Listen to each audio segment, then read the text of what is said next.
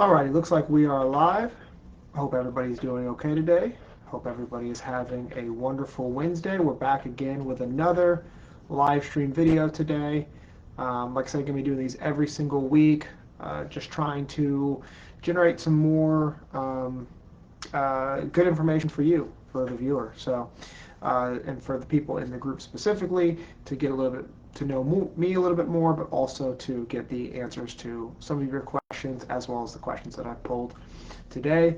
So today I'm answering the most common fitness and health questions, the questions that you may have that you want answered. Maybe you haven't decided you want to ask them yet, or maybe you've just always thought about them and have just never really liked the answer you've gotten. I'm going to try to provide you with the answers from a person who's been training in this industry for 5 years and has been a constant learner throughout this process, just trying to find every answer I possibly can for you and for every client that I can possibly have.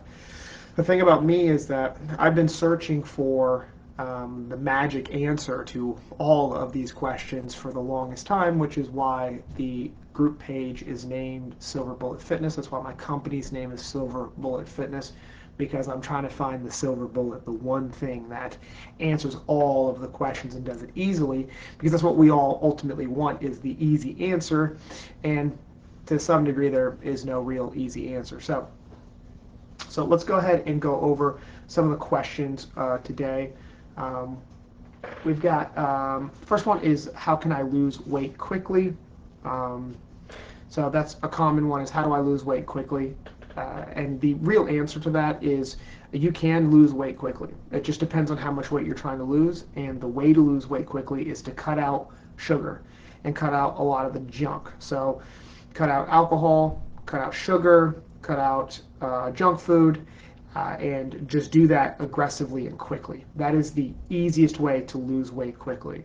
The thing about junk food specifically is that it lacks fiber. That's the main reason why we call it junk food, because you eat it and it literally just goes through your body and it doesn't stick. There's no nutritional value for it. All it is kind of like empty calories, which is something you've probably heard before too.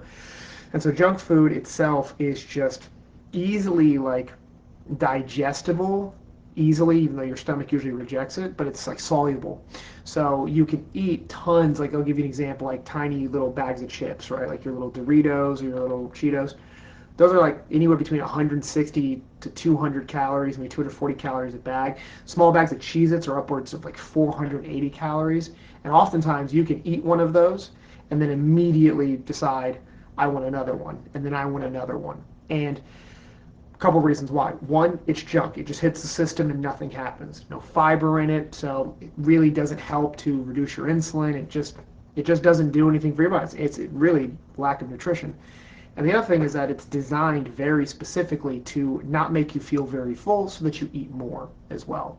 Because if I took the same amount of calories in like a small bag of chips and put it in, say, rice or a potato or something like that, you would feel the effects of that rice or the potato, or of course like steak or something more hearty.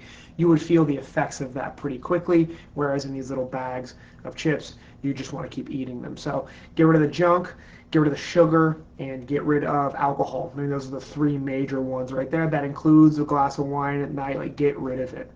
Alcohol is going to affect your sleep, which is going to make it hard for your body to have the processes necessary. And then junk food, like I said, and then sugar. So sugar is a big deal. Sugar is in everything. Sugar is one of those hard things to kind of fully get rid of. But I'll say an easy way to get rid of sugar or to reduce your sugar is to move away from like fruit juices. And that sounds crazy because orange juice is healthy, but the amount of orange juice in a cup that you would normally drink is usually about 6 to 7 oranges. And if you think about eating 6 to 7 oranges, you can understand how much more fruit sugar and sugars you're taking into your system. Of course, no cookies, no crackers. Like, get rid of the junk. Get rid of the junk, get rid of the alcohol, get rid of the sugar, and you can lose weight quickly. Next one is, what's the best diet for weight loss? And so really it depends on your body type. I think the best diet for weight loss is one that you can stick to. That's kind of like a wishy-washy answer, so I'll try to give you a direct answer instead of the classic wishy-washy answer. The best diet for weight loss is one that you can stick to. But if I had to choose one of them from your carnivore, your keto, your fast, your Mediterranean, um, DASH, all of them, if I had to pick them, I would say probably the best diet for weight loss, depending on where you are, is probably ketogenic. Keto, keto is what I call like the anti-convenient diet, which is why it's so difficult for people to do very regularly, because having very, very large amounts of fat in your diet is harder than having large amounts of carbs, because getting quick carbs is easy. Get a sandwich, rice, any of those things, right? Very, very easy to get an extra amount of carbs. Oh, give me a new potato, give me some extra this, give me some extra that. Having extra fat in your foods is a little bit trickier because it requires you to cook it into your meals. So, like, if I go to a gas station, which, people go to gas stations and buy food from gas stations, finding a ketogenic option is much harder than finding something that has a bunch of carbs in it. But I do believe that ketogenic is the best way, or the best diet for weight loss, at least quick weight loss, to get your body moving and get it functioning and getting yourself into the habit of eating properly and moving properly, because it really does get rid of a lot of those sugars.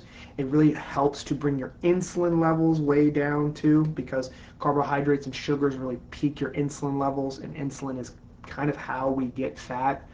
If you have any experience with type 1 diabetics, they have to inject their own insulin, and usually they're relatively on the thinner side because insulin creates body fat. It does, to how your blood sugar functions with it. That's for another time, but the point is that high fat foods tend to not really affect your insulin as much as high sugar foods or junk foods do. So I'd say ketogenic is probably the best way to lose weight fast.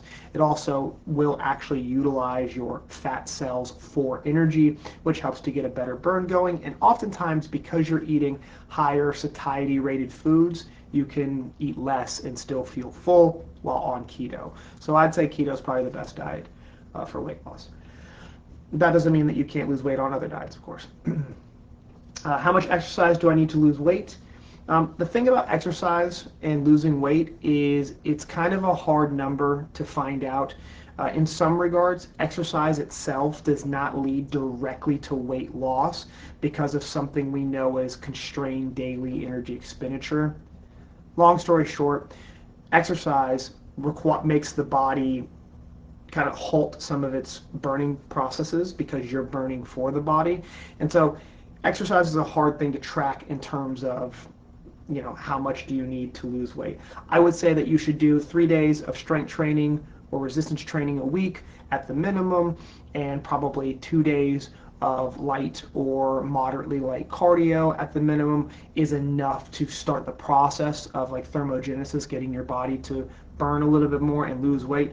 But ultimately the diet and the food is going to be the most important thing for losing weight. Can I lose weight without exercise is the next question, and that goes back to what I just said. Yeah, you can lose weight without exercise. In fact, that's the primary way you will lose weight, is without exercise, is cleaning up your food, tracking your calories, tracking your macros, and actually sticking to a proper meal plan. That is the best way to lose weight, and you don't need to exercise to lose good amounts of weight. The exercise is what's going to keep you healthy, and the exercise is what's going to help your body become more insulin sensitive, which is going to speed that process up, but it is not necessarily fully required for losing weight. Just eating properly and getting that under control is the best way. I made a post recently that maybe some of you have seen, which is basically the average amount of times that you'll work out in a year is like 156 or something like that. The average amount of times that you're going to eat in a year is about 1,059. And so, of course, there's a greater focus and a greater purchase on how much you're going to eat versus how much you're going to work out. So you absolutely can lose weight without exercise. Next question is, what's the role of cardio versus strength training? So cardio training is really for your cardiovascular, for your endurance, like your breathing, for your heart. Cardio is, sometimes people say that it's not great for weight loss because of the cortisol effect. It stresses your body, but the role of cardio is to help build a good sweat, get your body to release its pores, use some of your lipids for energy, and to make your heart health and your lungs healthy.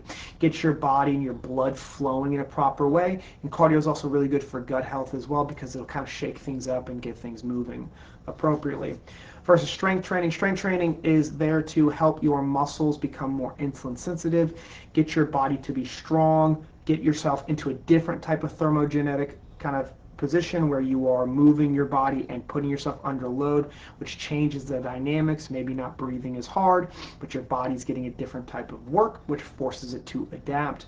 And strength training is going to be there to also help your heart, also help your body, also help at all of those different things, weight loss, etc.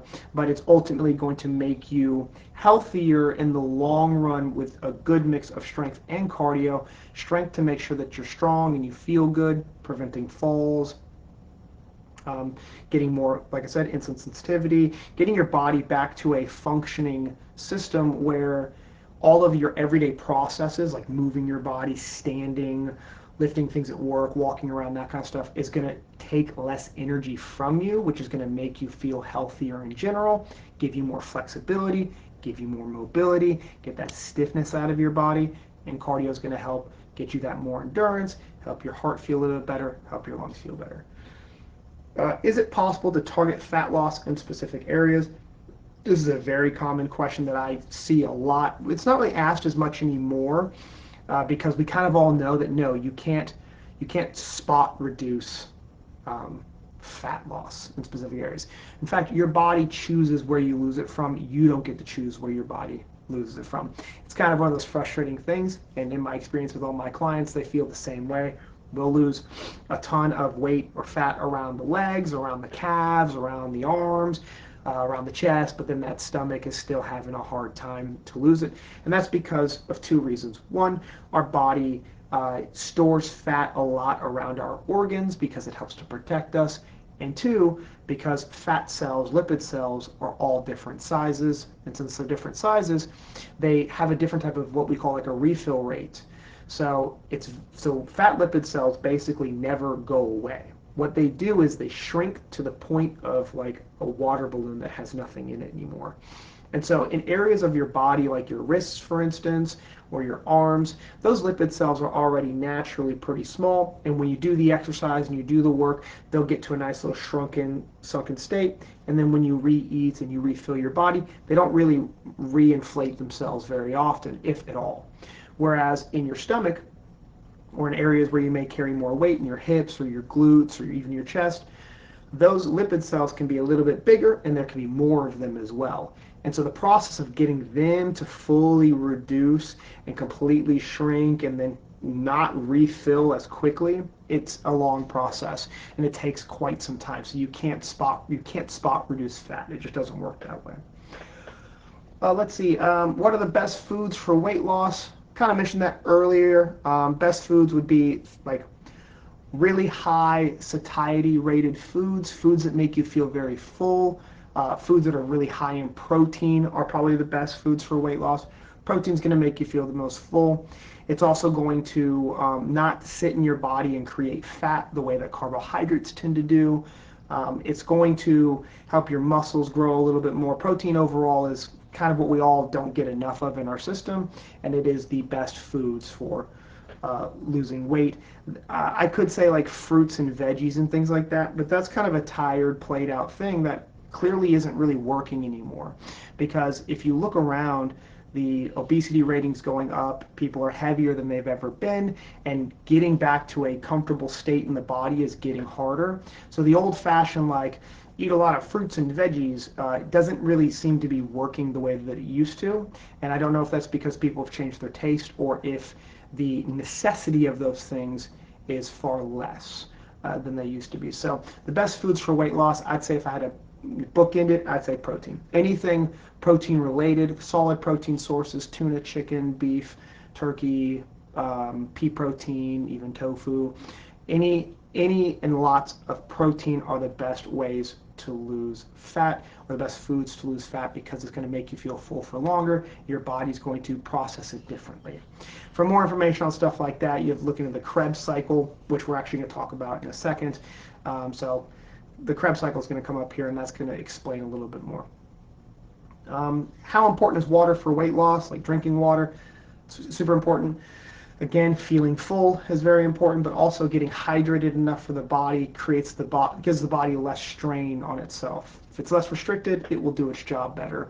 And so hydration is key, helps the body move through a lot of the toxins and things in your body a lot better. Drinking the normal amount of water required per day, which is roughly around like 90 ounces of water a day or so, is enough for anybody, and it does really help with weight loss. Also weight gain as well, if you look at MMA fighters and boxers and stuff like that. Can I eat carbs and still lose weight? So this kind of goes back to what is the best diet as well as what are the best foods. And yes, you can eat carbs and still lose weight. The tricky part about carbohydrates goes into, like I mentioned before, the Krebs cycle. So the Krebs cycle, in short, is essentially you take in carbohydrates, your body processes them, blood sugar, insulin, all that stuff, and those carbohydrates are turned into what we call ATP, which is like energy to use right away. Okay? If this is sounding familiar to you, it's because you probably learned it in high school. And the Krebs cycle basically turns these carbohydrates into ATP, giving you the ability to expend energy quickly. Okay? And the thing is, though, is we like to look at the body kind of like a bank. And so the carbs you eat and you take in, they go into like an ATP carousel, which is like basically a bowl big enough for as much ATP as you can put in there. And it gets ready to use it. But what doesn't get immediately transferred into ATP usually gets transformed into fat. So the ATP is your checking account, and the fat is your savings account. So can you eat carbs and still lose weight? Absolutely. I've lost weight while eating upwards of 300 grams of carbs a day, but it depends on what kind of carbs you're eating.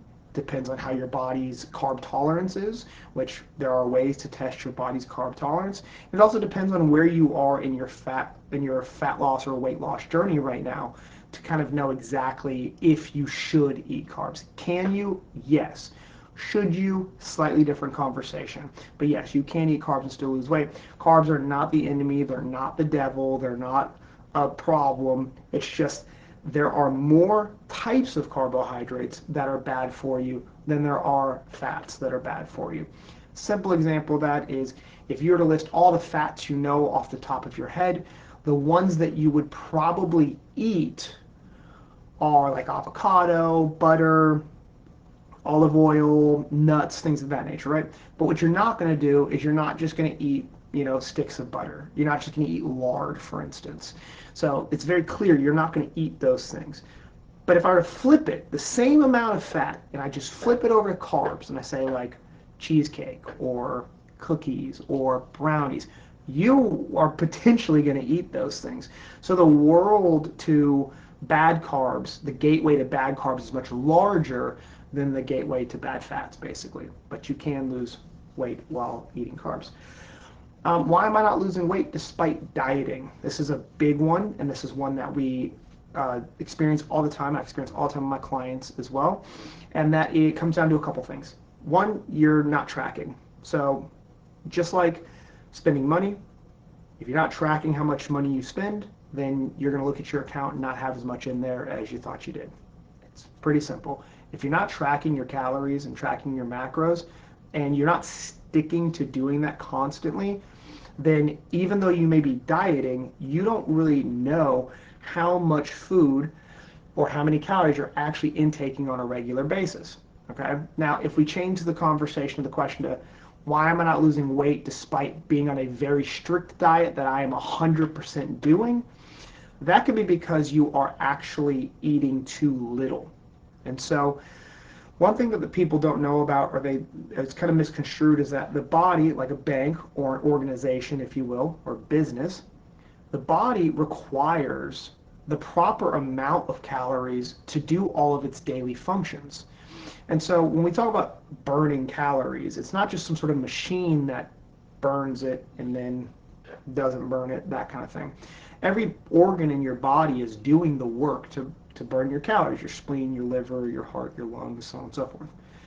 And so when you are underfed, starvation or eating very low amounts of food, your body's primary concern is keeping you alive. It's not concerned on losing fat. It's not concerned on gaining muscle. It's not concerned on procreation. It's keeping you alive.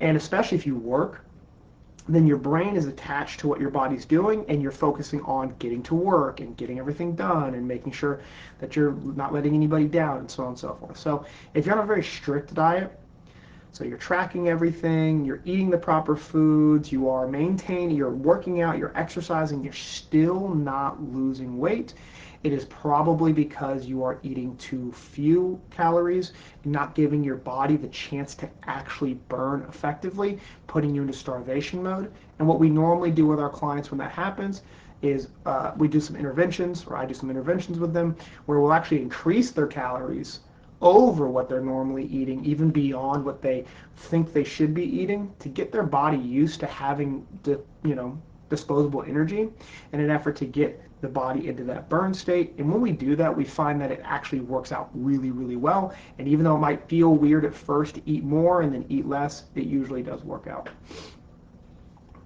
How do I stay motivated to work out? This is a tough one. This is a hard one. Motivation is fleeting, right? And some would argue, including myself, that motivation is not real. It's just discipline. It's just reminding yourself that you should and you can. That's kind of the answer. It's not a great answer. It's also why I have a job. It's why I have a career. It's because I keep people accountable when they're not motivated. Okay? My motivations come from the fact that it's my career. That's a given, right? Maybe you get up for work every single day. You may not be motivated to do it, but you definitely get up to work every single day. And so a lot of it is it's a mindset shift. Instead of trying to find the motivation, it's remembering that you can, you should, and you have to, right? Like, this last one's a little funny, but that's the truth, is that you can. You've got the body, you've got the ability, you've got the time. You should, because of all the health benefits that come along with it. You have to, because you are going to do yourself a disservice if you don't. So staying motivated to work out, you just need to do it, okay? All right, bad answer, I know. That's what it boils down to. Some actual useful information. Track your progress. Keep a log of all of your workouts. Keep a log of every single one of your written workouts to see that you're making progress. In fact, I sell a workout journal for that. Go to the website silverbulletfitness.me/3day. It's the number 3day.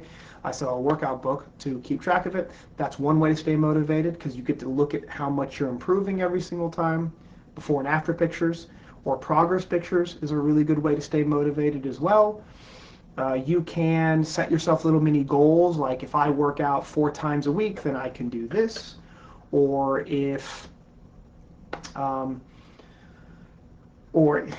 that's kind of how I've done it, even with my wife. It's like, okay, you work out 4 days a week, then, I'll buy you this or I'll buy you that. You can do that for yourself.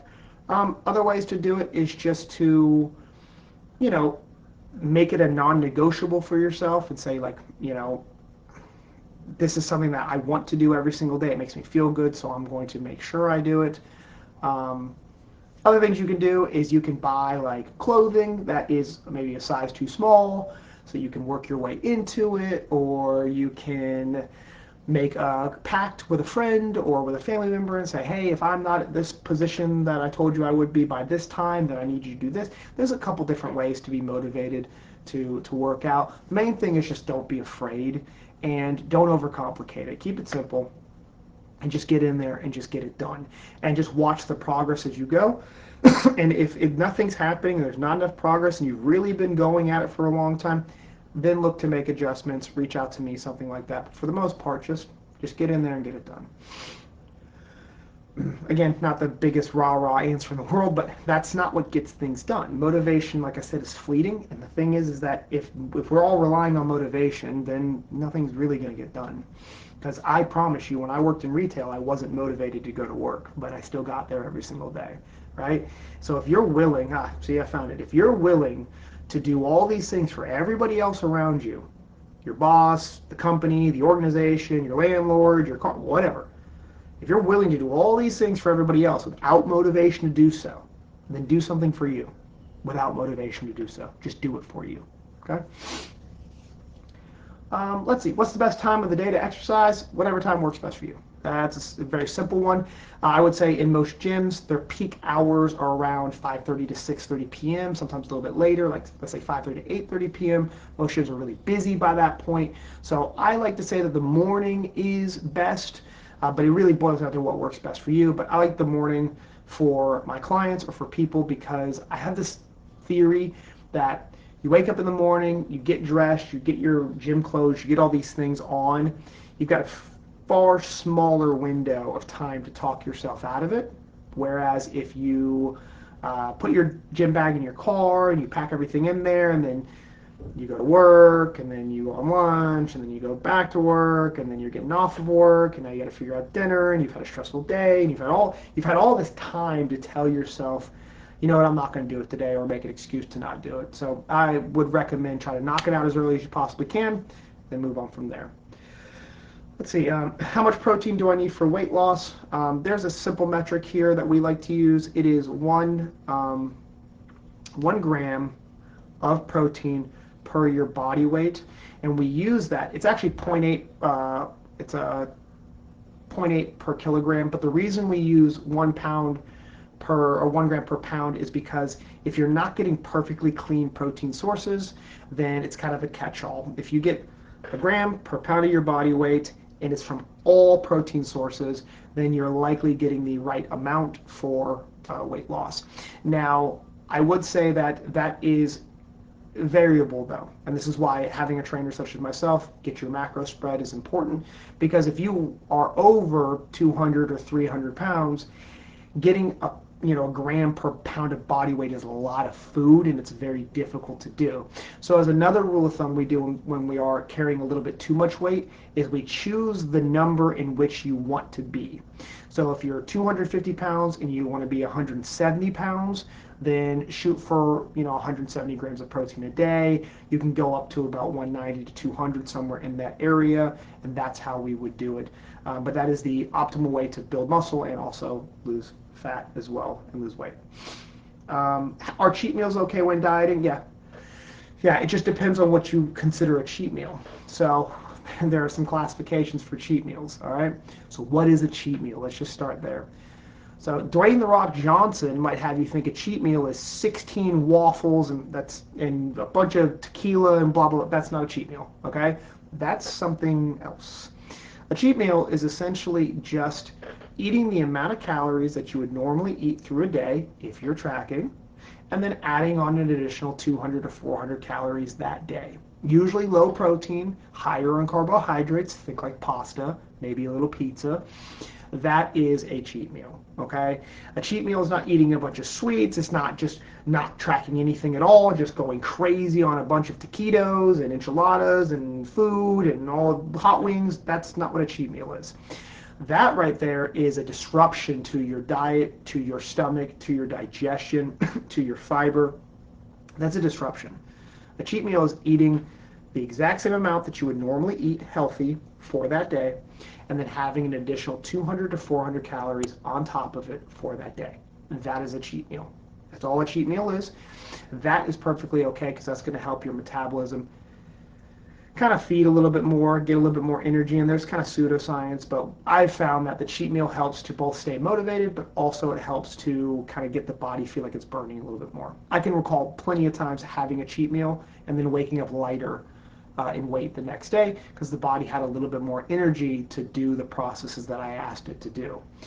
Now, there's also a rule for cheat meals as well, which is if you're going to have a cheat meal, try to cook it at home. If you're going to eat it out and you're like a restaurant or like that and you bring it home with you, give it to somebody else, okay? The biggest issue with cheat meals, vacations, cruises, or any other thing, birthdays or whatever events that we have for people is not getting right back to it afterwards. So my rule is if you're going out for the weekend, then on Monday, you better get right back to it. You better be right on it 100%, back to tracking, back to proper calories. The problem that most people run into is that that Saturday, Sunday turns into Monday, Tuesday, Wednesday. Then by the time they get around to the weekend again, they have lost all that momentum, and then they may not be strict on the weekend again. And then boom, we got another cheat meal, and so on and so forth. So stay strict on your stuff during the week. It's okay to have a cheat meal. Do it right though. Okay. How do I avoid weight loss plateaus? Track your nutrition. Track it. Track. In fact, I have a free ebook on that as well, which you can get silverbulletfitness.me/mtms. Track. And sounds silly. It sounds ridiculous. Track. That's it. That's how you avoid the plateaus. Just track. If you're not tracking, you're going to hit a plateau. You can lose lots of weight without tracking by making those great decisions like I mentioned, how to lose weight quickly. You can lose 20, 30, 40 pounds depending on where you are by not tracking and just cleaning everything up. But then you will hit a plateau, 100%. You absolutely will. And when you do, you might be a little bit in the dark as to where to go from there, because if you've lost all that weight and you've been eating very little, then you may be scared to eat more, right? If you lost all that weight and you need to eat less, but you don't exactly know how much that less is, track. You won't hit plateaus. Track.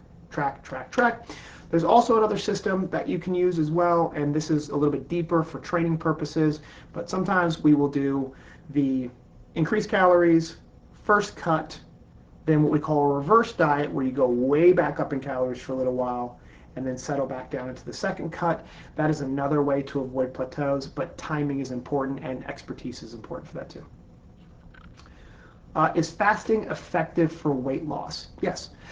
Fasting is incredibly effective for weight loss, but it's important to understand, one, why, and two, what fasting is. So one, why fasting is effective? Because I mentioned earlier that insulin production leads to fat gain and weight gain, and if all foods create insulin in the body, then what's the best way to not create insulin in the body? It's to not eat, right?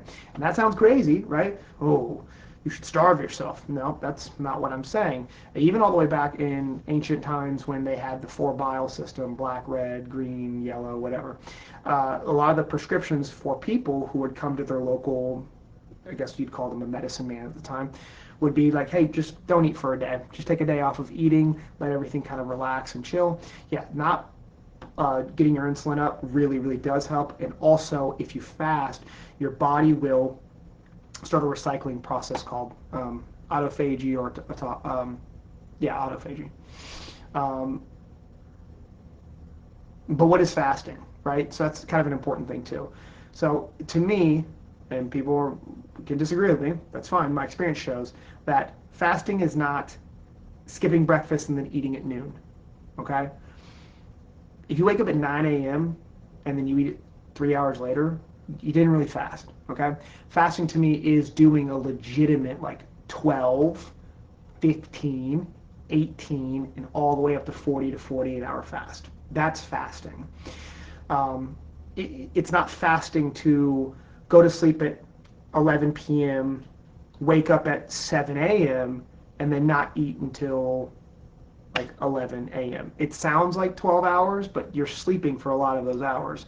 And so your body is not burning as much as it normally does because you're asleep. Your heart's not racing as much as it is because you're asleep. And the actual processes that your body will take through thermogenesis or utilizing your lipids through ketosis to burn fat don't happen in your sleep. So they just simply don't. And so if they're not going to happen in your sleep, then that 12 hours you're getting isn't really fasting. It's still fine, and if it's going to prevent you from eating a bunch of bagels, Eggo waffles, syrup, and other things in the morning, then sure, please, absolutely. But it's not as much of a fast as we would consider fasting. The other reason why fasting does work is because, like I just mentioned, time-restricted eating. If you have a short amount of time to fit calories in, you tend to eat less. Simple as that. It's not that confusing. How does sleep affect weight loss? Sleep is huge for weight loss. We produce a thing called cortisol. Cortisol is a stress hormone. We actually produce it right when we wake up in the morning. It's kind of what wakes us up. And cortisol, which when high, affects our weight loss, affects our sleep. When we sleep poorly, our human growth hormone, or HGH, is off. Our heart is elevated, our heart rate is elevated a lot, we're not oxygenated enough, and overall disruption of sleep just gets the whole body out of whack. And if you've been paying attention this far, the whole body's out of whack, then it's not going to do its processes to burn. Can stress cause weight gain? Yes. Cortisol, like I just said, absolutely. Stress leads to eating poorly, leads to drinking alcohol, leads to not going into the gym, leads to not tracking, leads to natural hormones in your body that increase weight and water retention, so on and so forth. So yes, stress causes a ton of weight gain, which is why working out is good as an anti-stress measure. In fact, my doctor, when she went through medical school, she had put on like 80 pounds. And then when she got out of medical school and all of that stress kind of started to relieve itself, she quickly dropped all of the weight. The last question on the list is, what are the best exercises for beginners? Tough question. I would say the best exercises for beginners are ones that you'll do. That's always, again, kind of the foo-foo answer, but it's true. Exercise that you'll do. But if I had to give you one, body weight squats, air squats, just squat. Air squats are probably the best, absolutely. If I could pick any, like, you're a beginner and you've never touched a weight, you've never been in a gym, air squats, just body weight squats, they're probably the best. If you're inside of a gym and you're looking for the best exercise inside of a gym, I'd say horizontal rows. Seated horizontal rows, probably the second best exercise for beginners, just because it will get you a little bit of upper body movement. Anything you can do to pull, so using like a row machine, or using even what they call TRXs, which are like hanging handles and pulling. Rowing exercises are the best for beginners, and air squats probably the best for beginners as well. Everything else requires a little bit more nuance to it, right? So you could say, okay, well, what about machines? Are machines good? Yeah, machines are good. All work is good work. Any work is better than no work.